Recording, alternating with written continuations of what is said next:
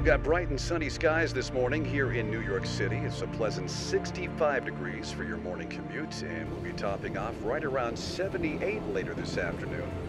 The skies were crystal clear. New Yorkers made special note of that morning because the skies in New York are rarely as clear as they were on September 11th, 2001. And I made note of the clarity that day when I got off the subway and walked the final couple of blocks to the World Trade Center.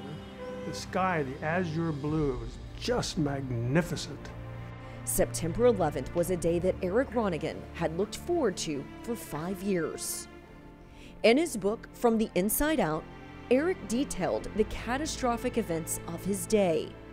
My office was on the south side, so I had windows overlooking New York Harbor.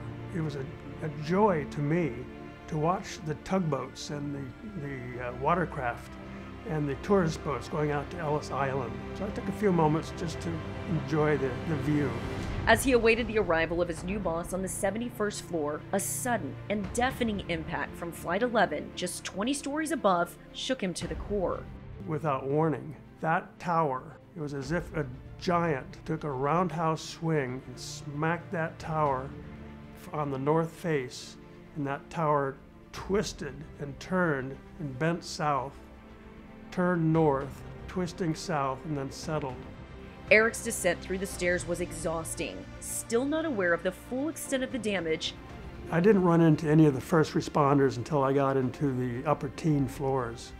We're crammed into those small, narrow stairwells going down. Those firemen, all in bunker gear and their oxygen tanks, and already they're perspiring. All the employees were patting them and giving them water and encouraging them to do what they were going to do. It took me a little over an hour to get down the stairs.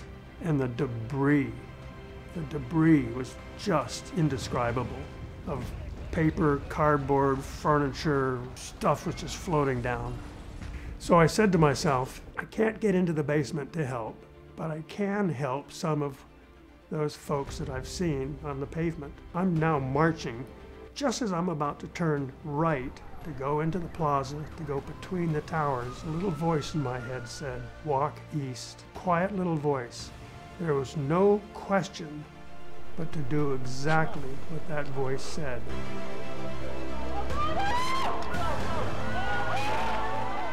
That divine intervention, plus Erik's training in the Army, allowed him to make a harrowing escape of the avalanche.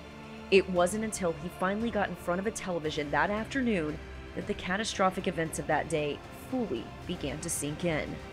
And my friends took me in, and they plopped me down in front of their television. I couldn't take my eyes off of that television. We didn't realize the scope of what had taken place. It was as if we were watching a disaster movie. Unlike the rest of the world, Erik had experienced the devastation firsthand and suffered the same symptoms of PTSD that has plagued our soldiers on the battlefield. I was bound and determined from the first day that I would not let the circumstances of September 11th control me. And I worked at that. It took me a number of years to get through that. Thousands of heroes were born on 9/11, and it brought our country together in a way never before seen. America's darkest hour also produced some of its finest moments.